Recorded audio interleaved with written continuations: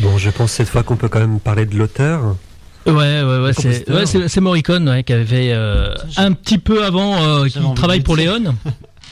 C'est un peu plus dans le style que des compositions à la Tiomkin pour le western classique américain. Mais là, c'est la musique d'un. C'était juste très court, hein, c'était juste. Non, mais très vite parce qu'on va pas en reparler parce que. C'est en fait la musique d'un film qui s'appelle Un pistolet pour Ringo, qui a fait connaître en fait Giuliano Gemma, qui était un de ses acteurs, un petit peu de la trempe, l'équivalent en Italie d'un Tony Curtis qui avait débuté au cinéma pour ses qualités athlétiques et sportives. Donc il a été cantonné dans le western spaghetti. Donc il a commencé dans le péplum et puis donc Un pistolet pour Ringo et Le retour de Ringo, et le diptyque qu'il l'a fait connaître. Alors ce qui est intéressant, c'est pour l'anecdote, Le retour de Ringo, c'est pas le deuxième, c'est le premier, et Un pistolet pour Ringo, c'est le deuxième.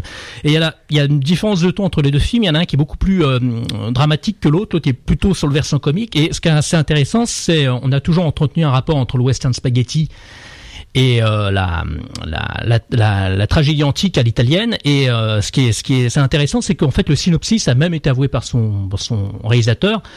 C'est en fait une transposition du mythe d'Homère, du retour d'Ulysse à Ithaque. On a le même schéma, sauf dans le domaine du western.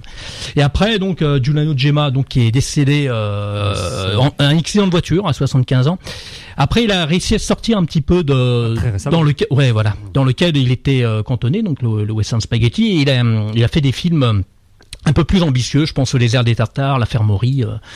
Il a su retrouver un second souffle. Et donc Giuliano Gemma, qui aurait pu se cantonner à sa belle gueule, parce que c'était quand même une sorte de playboy quoi au départ.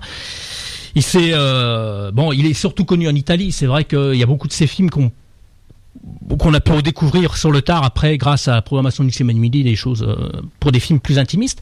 Mais bon, ça méritait quand même de mentionner sa disparition parce que ça reste quand même une grande figure du cinéma à la fois populaire et du cinéma d'auteur italien quoi. D'accord. C'était une façon aussi pour toi de relancer les gros Bic Necro. Et voilà, et donc il s'additionne à la liste de ceux qui sont morts en voiture, Alan Pakula, James Dean, comment s'appelait aussi James Manfield. Oui, c'est celle qui a été décapité. Oui, exactement. C'est gay, hein. Décapité, c'est un peu dans la thématique, puisqu'on va passer tout de suite au genre un peu horreur, horrifique, épouvante. Et justement, on va passer tout de suite le micro à Arnaud et Cindy, qui va justement nous parler un petit peu de ce qu'on a pu voir ou ce à quoi on a pu échapper. Je sais pas. Il y aura aussi des pendus, il y aura aussi des morts. Il y aura des morts, voilà. Il y aura beaucoup de morts. Il y aura même plus que des morts. Hein. Bon, allez, je vous laisse la parole. Bien. Donc je commence. Oui, donc on va faire le tour de 4 films. Donc il y a Dark Skies qui est sorti en juin donc de cette année, Mama donc qui est sorti en mai et notamment Insidious et Conjuring qui sont sortis là dernièrement en août et octobre. Voilà, donc Arnaud va commencer. Ouais, moi je vais faire dans l'ordre de sortie alors, en commençant par Conjuring, qui était le film d'épouvante attendu cet été, puisqu'apparemment il avait fait un petit buzz avant de sortir. C'est titré l'affaire Warren, je crois. Voilà, c'est ça, les dossiers Warren même précisément. Qui est un film inspiré de faits réels apparemment, de cette famille Warren, qui était un duo, un couple au travail et dans la vie d'enquêteurs de paranormal dans les années 40 je crois, et qui donc ici il s'agit d'une adaptation on va dire assez libre je pense quand même de leur récit. Donc c'est réalisé par James Wan notamment, qui est connu pour notamment Insidious dont on va parler, dont le chapitre 2 est sorti, et Saw. Et qui va nous gratifier du film MacGyver et de Fast and Furious 7 l'année prochaine. Par contre, au niveau des sauts, il a fait que le premier, hein, c'est ça, me semble-t-il. Hein. Il a participé aux autres, mais en tout cas, il a vraiment fait que le premier. Et c'est lui qui est à l'origine du concept de Saw, puisque c'est un court-métrage à la base. C'est l'origine, ouais. Mais il a participé aussi à la rédaction des autres, hein, mais sans être le réalisateur. Il y a au scénario qui est Chad et Carey Hayes, qui donc l'ont aidé à la documentation. Au niveau des producteurs, c'en est qui naviguent un peu dans cet univers d'épouvante, qu'on peut participer à Paranormal Activity, à plein de films dans cet univers. On peut citer Rob Cowan, Peter Safran, Walter Hamada, voilà. D'accord. Bon, là, on va pas détailler.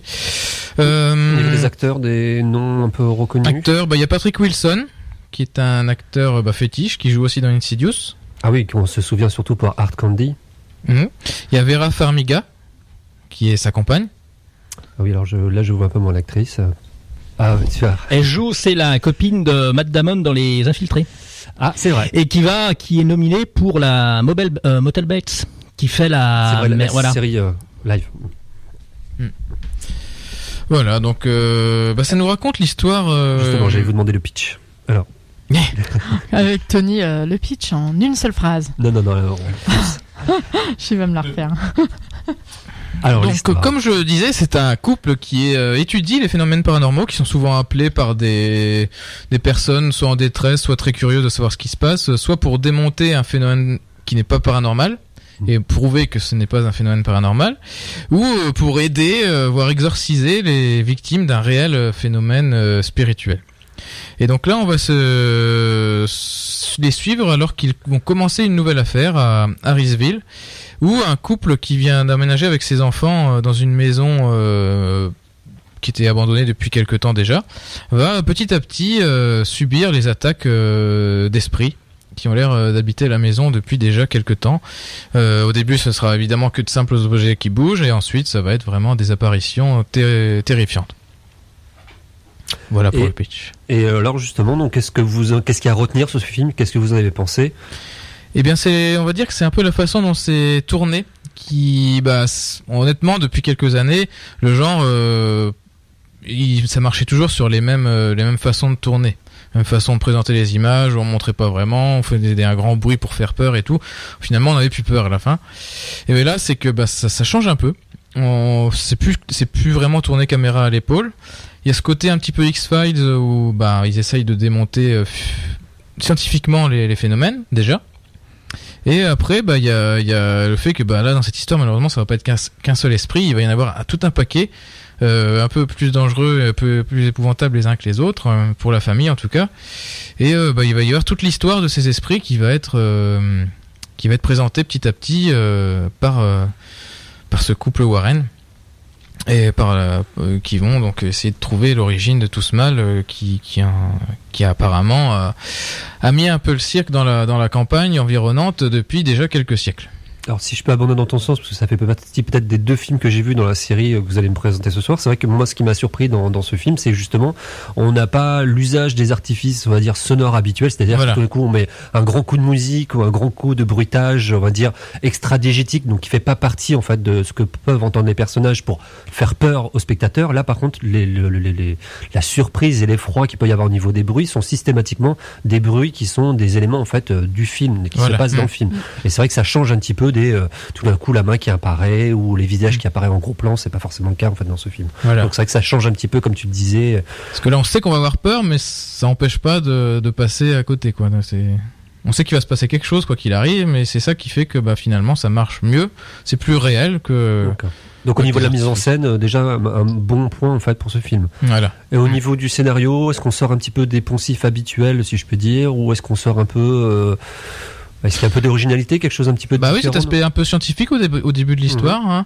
Puis le fait qu'il se soit réellement documenté, on peut le voir notamment au générique de fin, les photos d'époque de ce couple Warren qui avait enquêté à l'époque sur ces phénomènes. Mais après là c'est toujours des entités liées à la maison. Voilà. Et c'est ça qui fait que c'est pas très différent de ce qu'il peut y avoir. D'accord, on est toujours sur de poltergeist entre guillemets, des maisons hantées, ce genre de thématique. D'accord. Mais ça reste quand même assez distractif et distrayant on va dire et efficace. Ça renouvelle un peu le genre, voilà, c'est ça, de la façon dont c'est tourné. Puis les esprits qui sont là en fait, il y a un esprit dominant on va dire, et puis les dominés en dessous qui ont subi dans leur vivant les esprits dominants et qui vont essayer de posséder les vivants pour finir ce qu'ils ont commencé en gros. D'accord. Donc c'est un film à la limite que vous pouvez conseiller pour sa sortie prochaine en DVD. Oui. D'accord. Puis les acteurs sont bons quand même. Ouais. Et il a quand même fait plus d'1 million d'entrées en France. Pour le genre, c'est pas mal. Oui, alors je sais pas par rapport aux évaluations d'autres films d'horreur avec. On va en parler des autres notamment. Ouais. Insidious, il est encore à l'affiche, donc on va pas encore donner de chiffres sur la sortie. D'accord. Mais en tout cas, les 2 autres films, c'est pas comparable. D'accord. On va parler. On passe au 2e film de ce soir. Oui.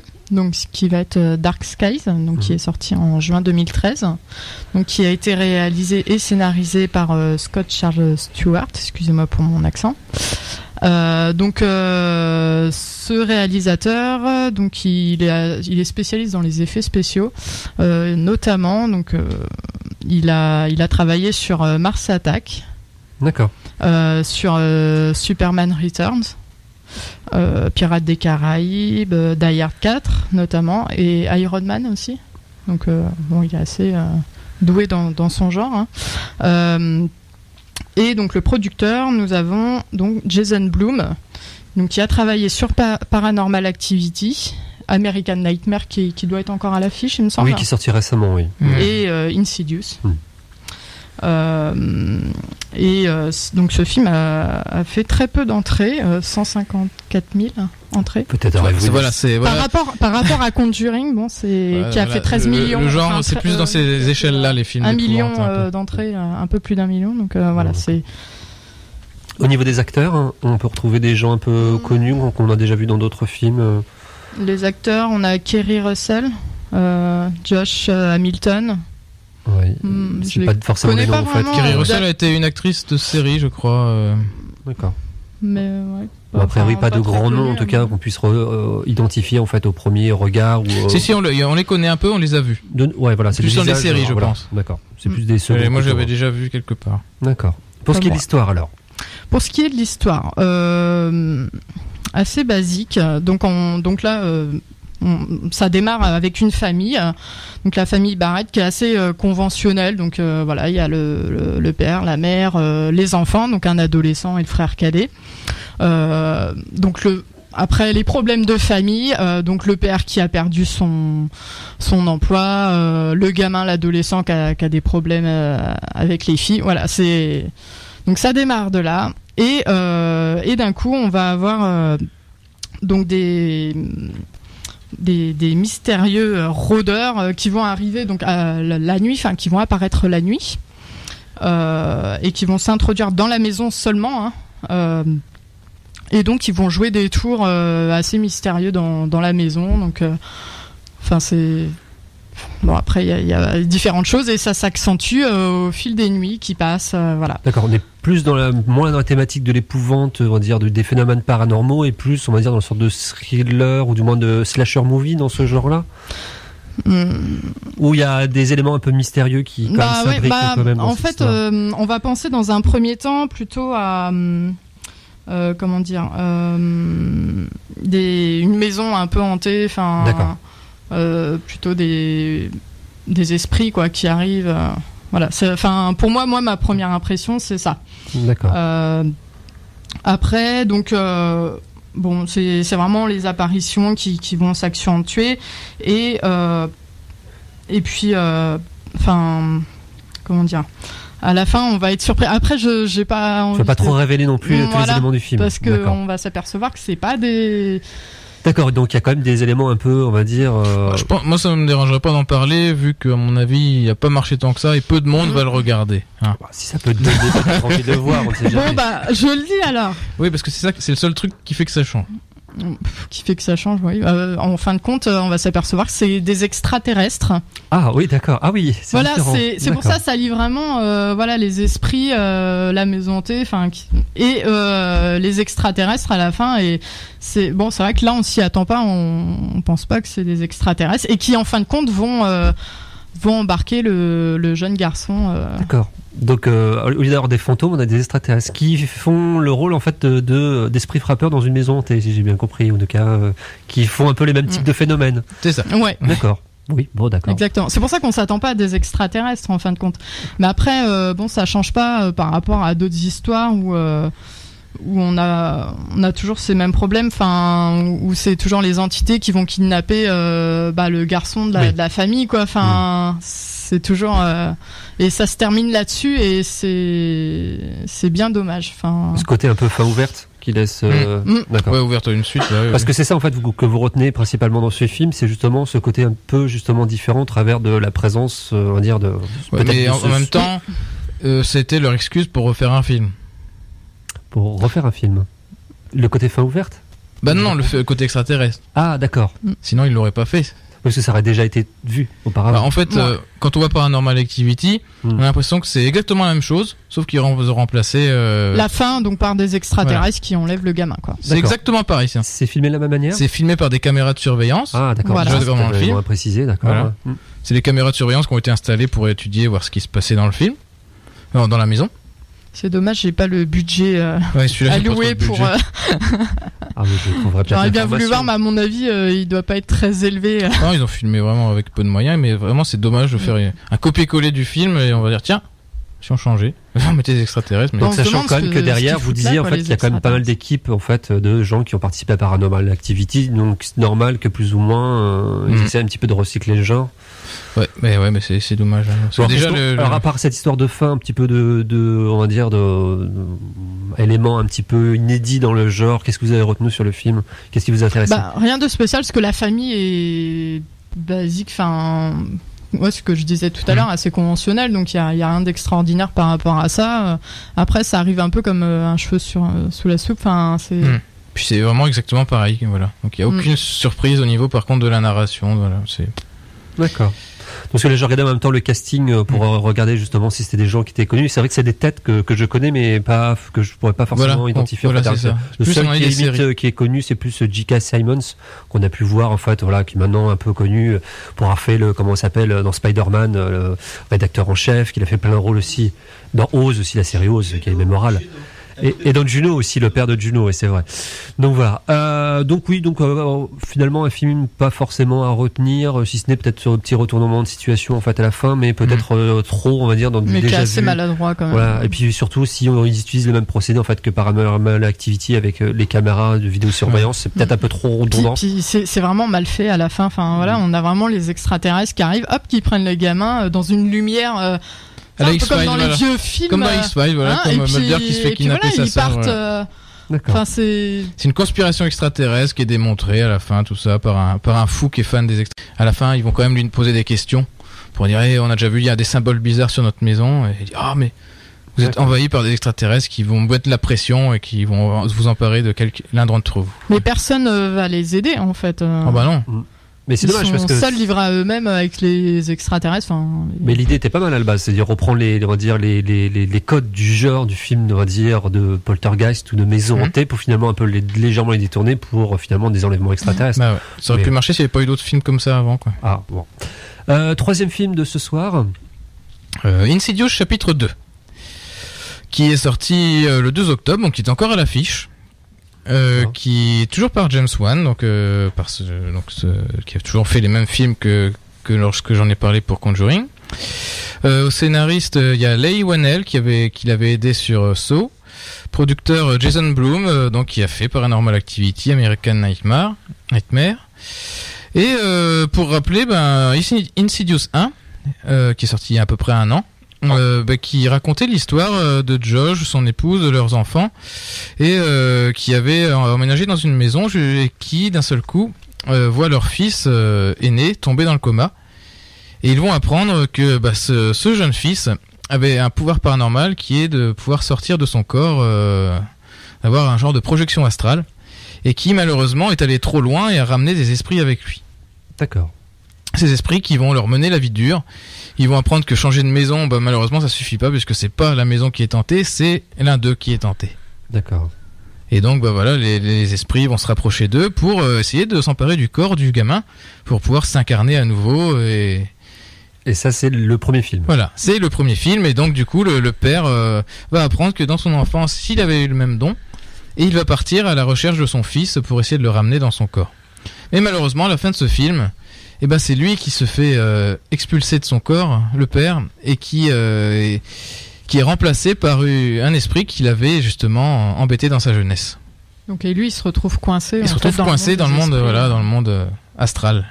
Et les autres membres de la famille s'en rendent compte ou non? Ça va être tout le sujet du 2. C'est tout le sujet du 2, d'accord. C'est tout le sujet du 2. Et notamment, tuer la médium qu'il avait aidé lors du premier chapitre. Qu'il avait hypnotisé, qui avait vu les esprits rôder et tout, donc une médium qui les avait aidés, avec une équipe de 2 jeunes plutôt scientifiques, avec des outils qui servaient à analyser les champs magnétiques, tout ça, pour détecter où sont les esprits, pour les prendre en photo, tout ça, donc un petit côté un peu aussi scientifique. Et donc, petit à petit, la femme va voir que malheureusement, le phénomène spirituel continue de les déranger dans la maison. Et alors que son mari dit non, il faut continuer de les ignorer, c'est comme ça qu'ils partiront et tout. En plus, la médium, elle est plus là, on va se débrouiller tout seul. Bon, bref. Et c'est là que malheureusement, ça va pas suffire. C'est là qu'ils vont voir que le père a malheureusement, à travers des photos, ils vont voir qu'il y a un esprit qui a l'air d'être le remplacer sur les photos. Et ils vont mener donc les deux jeunes en essayant de recontacter un ami de la médium qui est également médium. Ils vont enquêter sur cet esprit qui possède le père. D'accord. Et ça va être tout l'enjeu en fait du film. Vous avez vu le premier film, le Conjuring, le numéro 1 ? Bah oui, du coup on l'a regardé peu de temps avant. Ouais. Et alors entre la différence entre le premier et le deuxième, parce que j'ai l'impression en fait qu'on part dans une direction légèrement quand même différente entre le film de maison hantée dans le premier et le deuxième qui est plus. Ça continue vraiment. Ouais. Je trouve que c'est la suite. C'est vraiment la suite. Oui, c'est la suite. Il y a pas de. D'accord. Mais t'as dit Conjuring, il me semble. C'est Insidious. Pardon, je dis Conjuring. Non, je dis ça parce qu'en fait. Il me semble avoir entendu qu'effectivement, c'était très compliqué de voir le deuxième sans avoir vu le premier. Ah oui. D'accord. Il y a quand même en fait une continuité, une filiation en fait dans les. Oui, parce que c'est vraiment la fin quoi donc. Et pas donc, vraiment comprendre. Par rapport donc l'intérêt du premier film et l'intérêt peut-être du deuxième film. Je trouvais le deuxième meilleur. Ouais. Parce que dans le premier, il y avait peut-être quelques essais, disons que les esprits avaient l'air à des fois un peu ridicules au niveau de la face, notamment. Il y avait un démon d'un seul coup. Sur la représentation, on va dire l'image. Voilà, un démon rouge, tout ça avec des sabots et tout, donc c'était très bizarre, un peu grand guignol quoi. Ouais, caricatural. Et là, du coup, il y a plus de démons dans celui-là. Et ils vont vraiment explorer ce côté voyage astral de l'esprit, voir comment ça se passe et tout, jusqu'où ils peuvent aller. Ils vont voir que ça, notamment les esprits s'imaginent un monde, on construit un genre de monde virtuel en gros, inspiré de leur enfance, donc ils sont toujours marqués par ce qu'ils ont subi dans leur enfance, si bien que les esprits qui visualisent, ils leur ont donné vie. Donc ça rajoute des esprits, des genres de faux esprits. Et apparemment même en voyage astral, on est capable de voyager dans le temps. Est-ce qu'il va poser plein de questions. Au début on comprend rien parce que des fois sur les photos qu'ils ont pris étant jeunes ils se voient adultes, ils comprennent pas. Et petit à petit on va voir des trucs étranges. Donc il y a des concepts un peu plus intéressants peut-être que la simple maison hantée. C'est beaucoup plus recherché. C'est très recherché, on voit qu'il a eu plein d'idées, qu'il a réussi à les mettre sans erreur cette fois-ci. En faisant une suite logique à tout ça. Et à la fin il réussit à tout remettre en place. D'accord. Il a donné en fait une cohérence en fait à l'intégralité en fait du film et voire du diptyque en fait, des deux films en fait, la continuité de films. Voilà. C'est assez surprenant du coup à la fin. Donc là vous conseillez plutôt en fait ce film, oui. même plus que le premier. Mais c'est quand même rare que les deux. Mais le il vaut mieux second avoir volume. vu le premier effectivement. Oui. Mais c'est quand même rare quand même que le second volume soit même plus intéressant que le premier. C'est quand même à noter. Ils ont gommé les défauts et c'est ça qui est bien. On peut quand même remarquer, c'est pour ça peut-être que j'ai fait l'erreur tout à l'heure parce que j'ai regardé justement le casting, c'est qu'il y a Rose Byrne en fait au niveau du casting. Patrick Wilson qui est dans Conjuring. Qui est aussi dans Conjuring. Et il les a tournés quasiment en même temps. Insidious 2 et puis Conjuring. D'accord. Oui, tu voulais faire une remarque. Puis, je suis heureux de voir que Barbara Hershey n'est pas morte parce que c'était une sacrée actrice qu'on avait découvert dans Un monde à part de Chris Manges.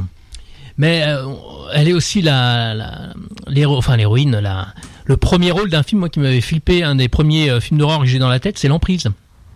Zen Titi. Ah, ça me dit quelque chose, mais d'accord. Cette femme alors aussi à l'époque, pourtant c'était en 80-81, on jouait pas beaucoup, on surfait pas beaucoup sur les films d'horreur qui sont soi-disant inspirés de faits véritables, mais là c'était et cette femme qui se fait violer tous les soirs par une entité invisible. Et là, elle fait appel aussi à des unités de recherche paranormale, mais c'était un film extrêmement flippant qui aussi ne fonctionnait pas trop sur les. Je crois que c'était plus psychologique. Je crois que j'ai des images en fait. Et puis une ambiance très l'horreur en fait, l'épouvante.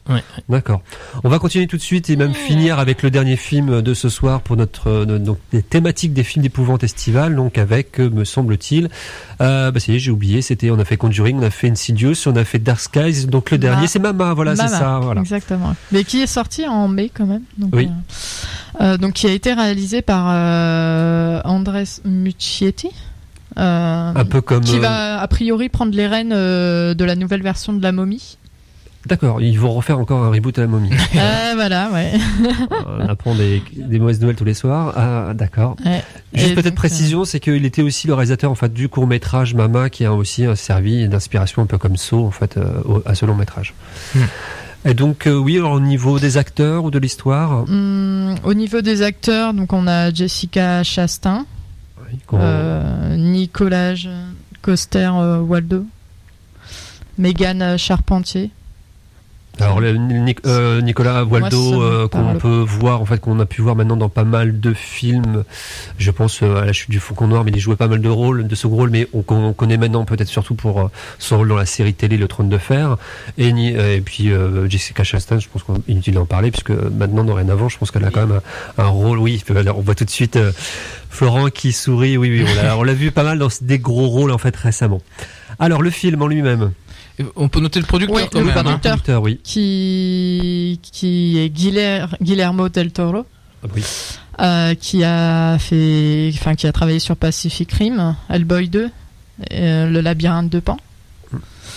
Et nous avons aussi donc en productrice Barbara Muccietti et en producteur aussi, je sais pas le prononcer.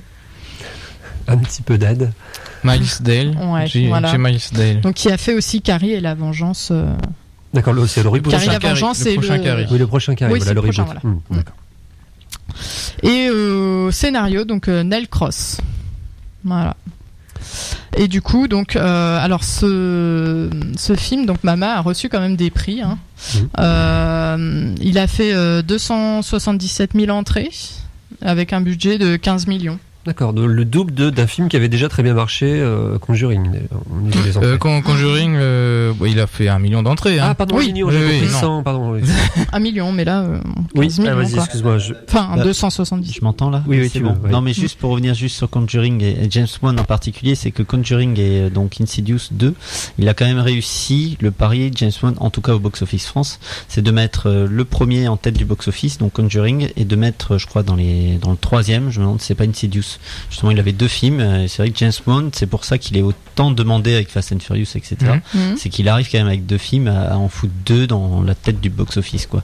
Donc voilà, c'était juste la petite parenthèse, mais comme tu il a vraiment un style, je pouvais pas le dire. Mais oui, voilà, il est connu, il est quand même assez connu, quoi. Alors revenons donc à Mama et donc à son histoire.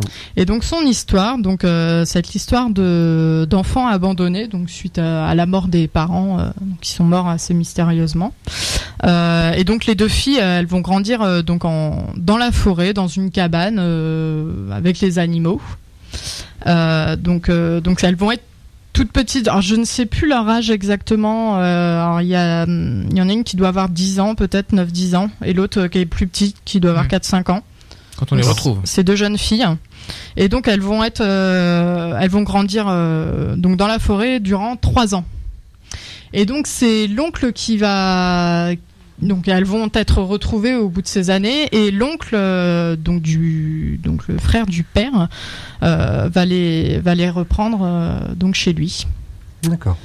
Et c'est là que commence toute l'affaire. Les problèmes. D'accord. Voilà, exactement. Donc parce que en fait, donc elles vont être retrouvées.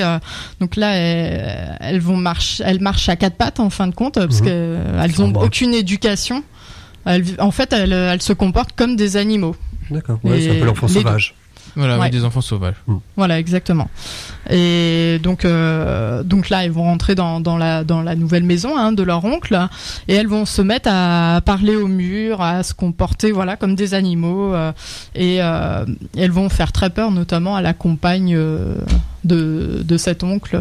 Interprétée par Jessica Chastain. Et du coup, donc.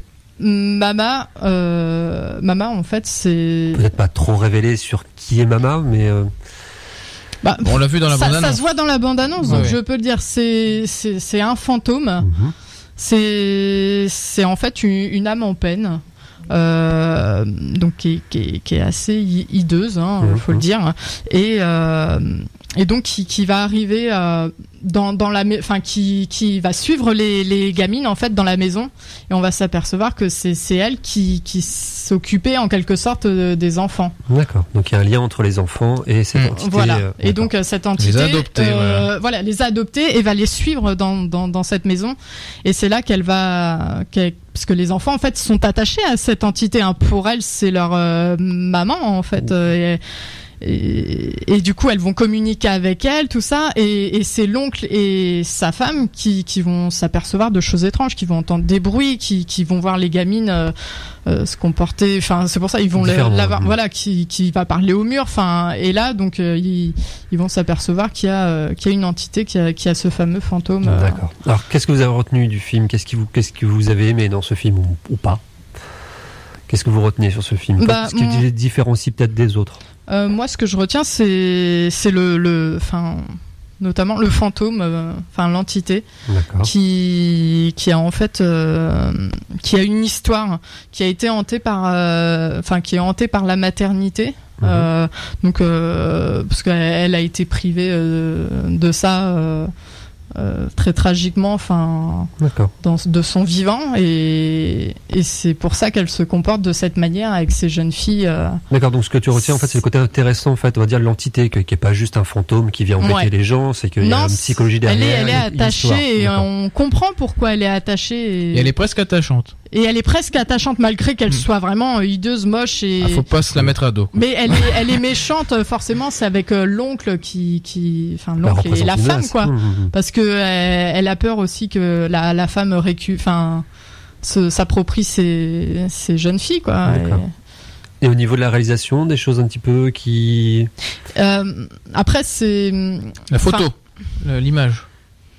Oui. L'image est très belle. Ouais, c'est vrai qu'elle est belle.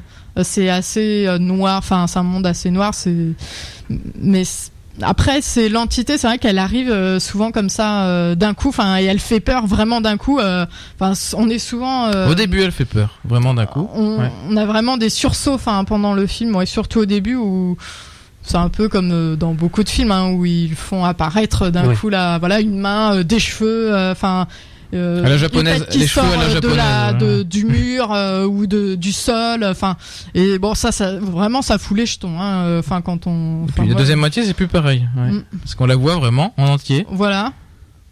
Et mais on est dans son univers après. Si je peux plaider pour vous, c'est vrai qu'il y a plaider dans votre sens. En tout cas, c'est vrai que quand j'ai vu aussi le film, c'est le deuxième film que j'ai vu sur les 4, et c'est vrai que moi ce que j'ai trouvé très agréable justement sur le côté un peu épouvante et la surprise, c'est que justement on joue beaucoup, plutôt que certains artifices justement un peu usés, éculés de ces films d'épouvante, on joue beaucoup sur le hors-champ. Il y a beaucoup de hors-champ, il y a beaucoup d'éléments en fait hors-champ. Justement, on voit Ida Gamine qui parle en fait, il parle au mur, mais on voit pas en fait, c'est toujours l'image en fait qui est coupée en deux, on ne sait pas dans quelle direction, et quand on la voit, c'est toujours, on va dire, c'est pas des inserts en in, c'est-à-dire c'est pas des éléments qui viennent en fait frapper au visage en fait du spectateur, c'est plutôt en fait des éléments qui coulent vers la sortie. Donc c'est vrai que ça, en ça c'est plutôt intéressant, et c'est plutôt en fait ça change, et c'est plutôt plaisant. C'est vrai que dans la deuxième partie du film, comme vous disiez, elle est beaucoup plus présente, et pour autant justement on évite aussi d'avoir le truc qui vient un peu esprit frappeur et qui vient sans arrêt de manière un peu stromboscopique un peu à l'image. Elle est vraiment présente comme un personnage.